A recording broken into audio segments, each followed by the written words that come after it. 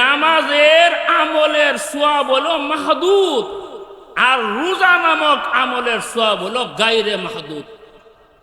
মানে যত ইবাদত আমরা শরীয়তের মধ্যে আছে সমস্ত ইবাদতের সওয়াব হলো সীমিত, আর রোজা নামক ইবাদতের সওয়াব হলো অসীম। সুবহানাল্লাহ কইতেন না? এটা আল্লাহ মাসকান দিয়া নবীরে জানাই দিছে।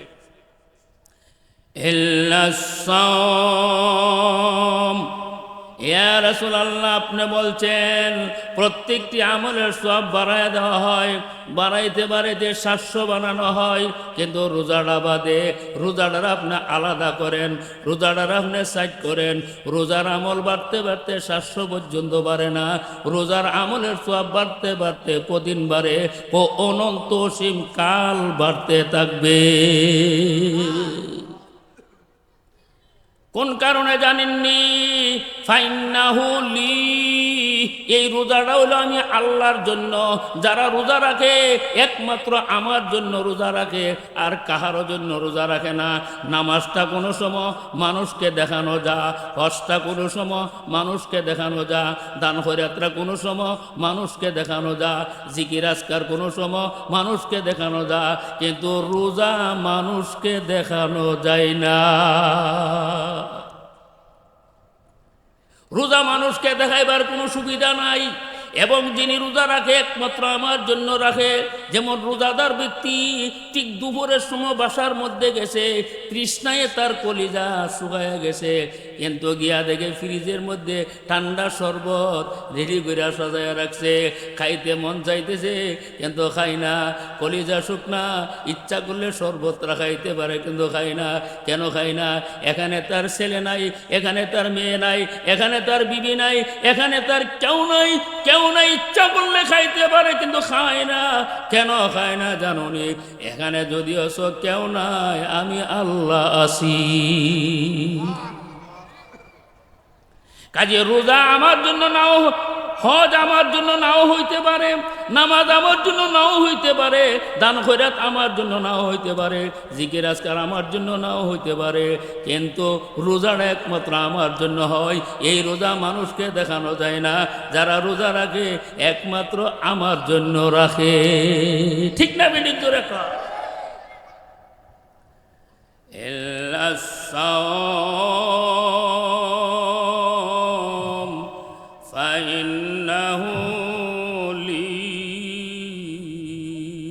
সুবহানাল্লাহ। অনেক সময় দেখা যায় রমজানের চাঁদ উঠলে এক দলের লাগি গেস্টিকের চাঁদ উঠে। কি চাঁদ? গেস্টিকের চাঁদ। হুজুর গেস্টিক রোজা রাখতারি না, মিথ্যা কথা। রোজার দ্বারা গেস্টিক বাড়ে না, রোজার দ্বারা গেস্টিক কমে। ঠিক না বেঠিক? জোরে কর। রসুল বলেছেন, কানজুল উম্মালের মধ্যে একটা হাদিস, সুমু সিহু, তোমরা রোজা রাখো সুস্থ থাকো। 1400 বছর আগে নবী ঘোষণা দিয়েছে রোজার মধ্যে সুস্থতা আছে। আর এখন গেস্ট লিভারের ডাক্তার দ্বারা তারা রোগীর পরামর্শ দিয়ে রোজা রাখবার লাগে। এরা রোগীদেরকে পরামর্শ, রোজা রাখেন, রোজা রাখলে আপনার পেট গ্যাস্ট্রিক ভালো হবে, পেটু লিভার ভালো হবে, এগুলি ডাক্তাররা পরামর্শ দেয়। আজ থেকে 1400 বছর আগে রসুল বলে গেছে, সুমু সিহু, রোজা রাখো সুস্থ থাকো।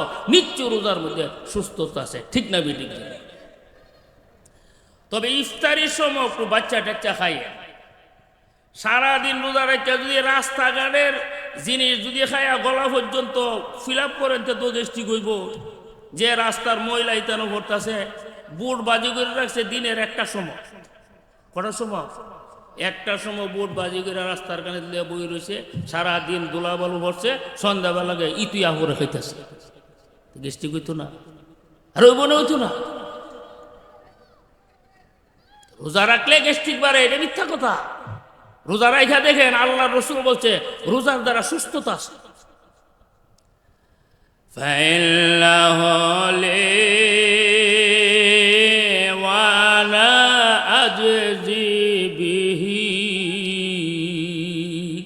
আল্লাহ যারা রোজা রাখে আমার জন্য রাখে, সুতরাং রোজার পুরস্কারটা আমি নিজ হাতে দিব। নামাজের পুরস্কার আমি নিজে হাতে দিব না, হজের পুরস্কার আমি নিজে হাতে দিব না, যাকাতের পুরস্কার আমি নিজে হাতে দিব না, দান খয়রাতের পুরস্কার আমি নিজে হাতে দিব না, জিকির আজকারের পুরস্কার আমি নিজে হাতে দিব না, ফেরেশতাদের মাধ্যমে দিব, আর রোজার পুরস্কারটা আমি নিজ হাতে দিব।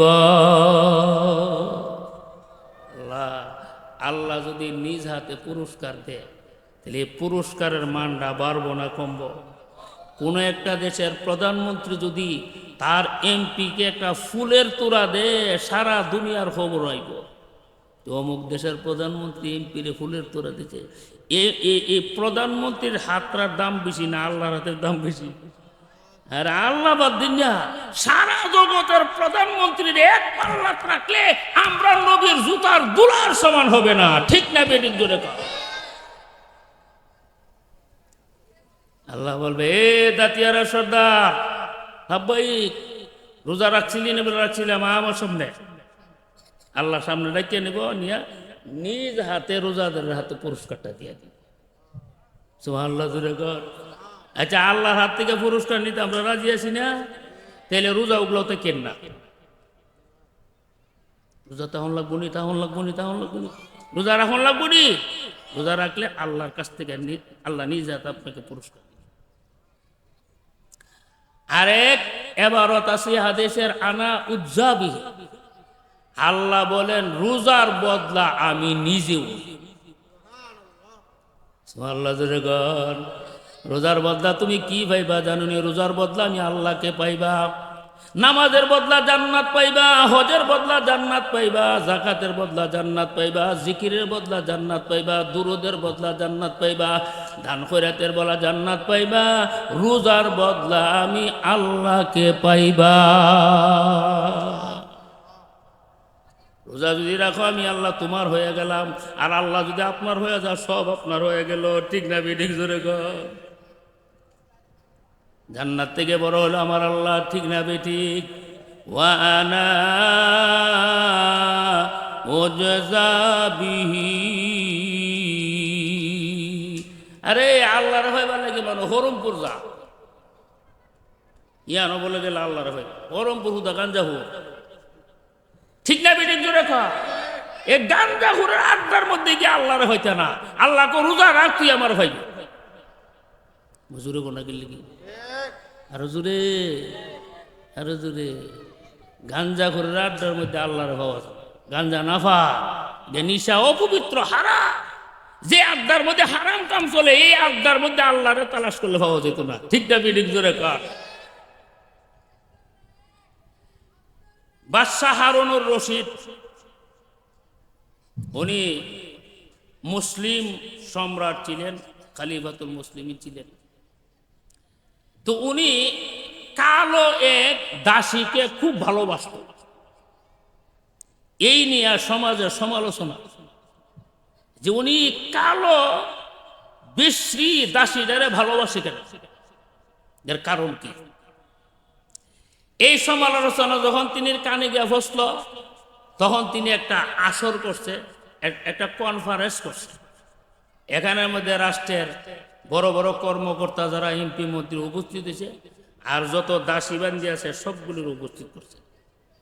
কইরা বাদশাহ হারুন রশিদ বলল, শোনো, আমি নিজ হাতে স্বর্ণের মুদ্রা তোমাদের সামনে নিক্ষেপ করব, যে যা যে ফারো স্বর্ণ দরবা নিয়ে যায় বাগা, এটার মধ্যে কোনো দাবি নাই। তো বড় সুন্দর কথা। বাদশাহ নিজ হাতে স্বর্ণ সিরাই দিতেছে, আর বান্দির আলাফালাফি কইরা দিতেছে। কালো বান্দি কি করছে জানেন? কালো বান্দি স্বর্ণের মধ্যে না দইরা বাদশাহ হারুন রশিদ গিয়ে ধরে নিছে। এখন তো এমপি যারা হেরা আশ্চর্য, যে স্বর্ণ না দইরা বাদশাহ হারুন রশিদ দল্য করে। ওই সময় বাদশাহ হারুন রশিদ বলেন, এ বান্দি, দামি দামি স্বর্ণ অন্যান্য দাসীরা কুড়াইয়া নিল, তুমি স্বর্ণের মধ্যে ধরলা না, আমারে কেন ধরলা, আমারে কেন আঞ্জা দিয়া ধরলা? তখন কালো দাসী বলেন, এর বাদশাহ হারুন রশিদ, বান্দিরা ধরেছে স্বর্ণ রে, আমি ধরছি স্বর্ণের মালিক রে। তুমি যদি আমার হয়ে যাও সব আমার, ঠিক না বেঠিক? তুমি যদি আমার হয়ে যাও রাষ্ট্র আমার, তুমি যদি আমার হয়ে যাও তোমার গুদাম আমার, তুমি যদি আমার হয়ে যাও তোমার স্বর্ণ আমার, তুমি যদি আমার হয়ে যাও তোমার সমস্ত সম্পদ আমার, এই কারণে আমি তোমারে ধরছি। তখন বাকি রাষ্ট্রের সম্মানিত ব্যক্তিবর্গ যারা আছেন তারা ডিক্লা দিলেন, না, এই ধরনের বান্দির এই মহব্বত করা দরকার। ঠিক না বেঠিক? জোরে কর। রোজার দ্বারা আল্লাহ পাবো, রোজার দ্বারা আমরা আল্লাহরে পাবো, ঠিক না বেঠিক? আনা উজজা বিহি, রোজার বদলা হইলাম আমি আল্লাহ। এর থেকে বড় পুরস্কার আছে? ইয়া আইয়ুহাল্লাযীনা আমানু কুতিবা আলাইকুমুস সিয়াম কামা কুতিবা আলাল্লাযীনা মিন ক্বাবলিকুম লাআল্লাকুম তাত্তাকুন।